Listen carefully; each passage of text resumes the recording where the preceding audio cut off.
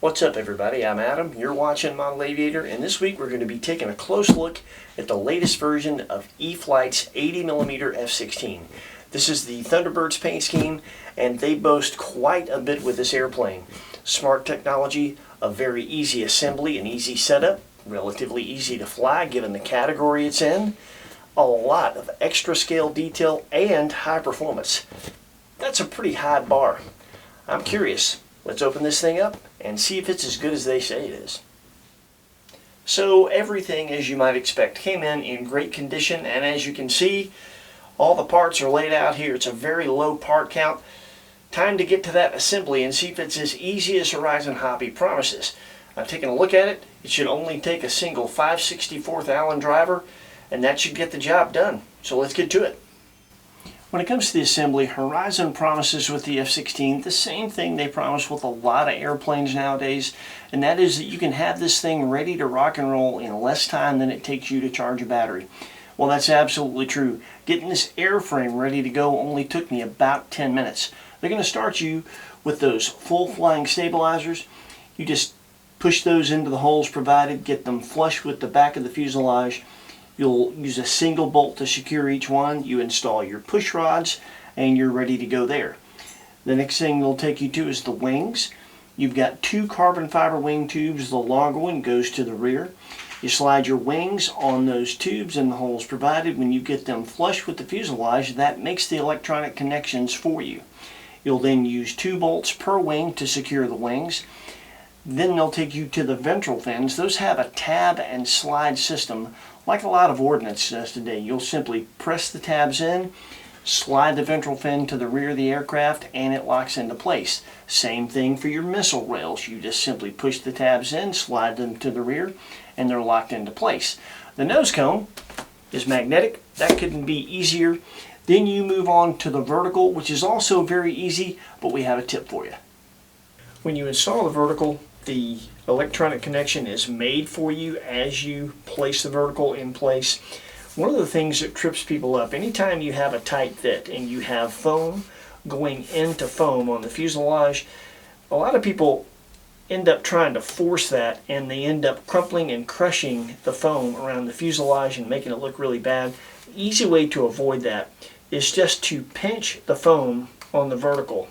At the very bottom, go all the way down the foam part of the vertical, and then when you go to put it into place, you'll find that what will happen is it will slip right into place, nice and smooth, tight fit, and you don't crush any of the foam. Then you put 2 bolts in if you're standing behind the airplane from left to right, and you're done.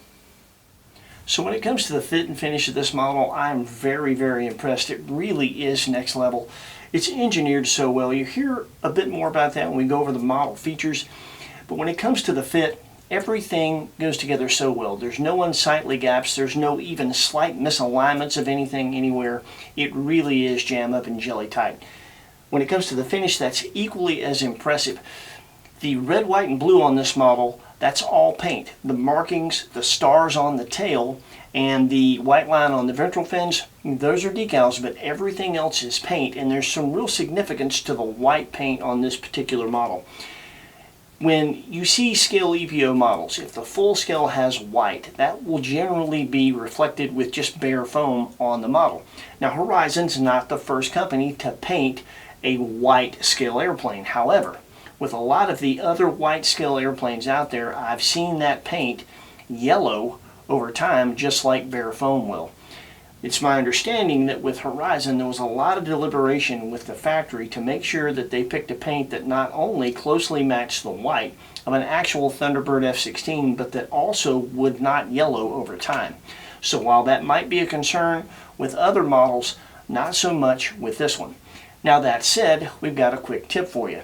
When you're at the field, if at all possible, keep your airplane in the shade when you're not flying it. Keep it out of direct sunlight. When you're storing your airplanes in your hangar, try to light your hangar with LEDs if at all possible, rather than incandescent or fluorescent light. And if you have a window in your hangar, make sure that you use shades or curtains to keep that sunlight out of your hangar. If you do that, that will protect the finish on all your airplanes and keep them looking awesome for a lot longer. Let's take a closer look at this model. We'll give you some specs and talk about the features. The F-16 is 57 inches long and has a 39.37-inch wingspan. It weighs around 7.5 pounds with a Spectrum Smart 6S 5000 mAh 50C battery. It has a Spectrum 3280 2100 kV brushless in-runner 4-pole motor, an Avian 100 amp brushless smart ESC, and a Spectrum AR8360T 8-channel AS3X and safe telemetry receiver. This airplane looks the part with lots of scale details from pretty much any angle you look at it, and as you can see here, the LED package is just awesome. This model has quite a few features and some really neat engineering, and a lot of the cool factor starts with the hatch and with what's underneath it. First and foremost, the hatch is encapsulated all the way around with hard plastic, as is the opening for the hatch on the fuselage, so gone are the days where with a foam-to-foam connection there, you doink up the foam and chip the paint and it looks like crap after a month. So I really appreciate that. It has a cavernous battery bay that can fit everything from a 4,000 to a 7,000 6-cell pack. What we settled on was the 5,000 milliamp Spectrum Smart 6L 50C pack. That gave us the best combination of flight time and performance. You get about 4 minutes doing high performance scale stuff like you're going to see in the demo. That is the pack we used in the demo, and that is the battery position that we incorporated as far back as we can get it. When it comes to that 8360T receiver, that's very significant. That enables you to have a flaperon mix right out of the box. You need only to program your transmitter of choice to take advantage of that. Now, a point of note, if you're using a 6-channel transmitter, you don't have enough channels to take advantage of everything this model has to offer. Not that you necessarily need it, but just know that you'll have to make a choice between having AS3X and safe on a switch or having flaperons on a switch if you're using a 6-channel transmitter. If you use a full 8-channel transmitter and take advantage of everything, you'll be able to have flaperons on one switch, AS3X and safe select on another, and take advantage of the thrust reversing capabilities of that Avian ESC. Another very cool part of that receiver is the fact that it is open right out of the box. And what I mean by that is with most bind and fly airplanes, you can't go in to forward programming and make adjustments to AS3X and safe, among other things, right out of the box. You have to use a Spectrum programming cable, hook it to a computer, go on the Spectrum website, and first unlock the receiver to be able to do that. This one is completely open right out of the box. Obviously everything is preset, but if you want to make changes to any of those settings, you can go into forward programming and do that right out of the gate. One of the coolest features is the gear itself. It's made very close to scale. It's very, very robust aluminum. They painted it white because the gear on a Thunderbirds F-16 is also painted white. They have full suspension all the way around, which is really, really nice.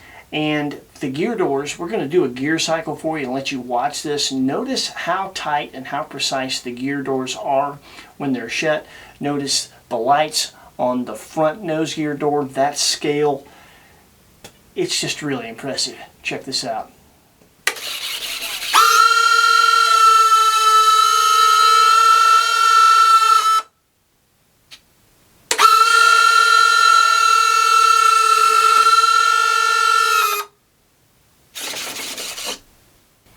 A couple of other things I'm really impressed with. The hinging on the ailerons is nice. I don't know if that's a full-length pin hinge or separate pin hinges, but they are robust hinges nonetheless, and that enables them to have that gap sealed, make it look very scale, very aerodynamic. It's going to make it a lot more efficient. It's just going to work better and work a lot longer. I really like that. The other thing is there is a plug underneath the vertical. You can take the vertical off, fish a plug that's ready to go there inside the airplane underneath the vertical, and that enables you to buy the accessory afterburner ring. You take the tailpipe off, install your afterburner ring in a predetermined space back there, plug it up, you program your transmitter for it, which is in the instructions and very easy to do, and just like that you are good to go. You got a working afterburner. That's a lot less entailed than taking the fan unit out, installing something on the motor, running wires through to the receiver. That's just a lot more entailed. That's a really easy and kind of a genius way of doing that. I like that. So the combination of the paint, all the scale features, just everything. Horizon Hobby was very serious when they threw their hat into the scale EPO jet ring with this F-16. I mean, obviously this thing is not going to win the U.S. Scale Masters Championships or Top Gun. No foam out of the box EPO jet will. But as those go, this one's bad to the bone.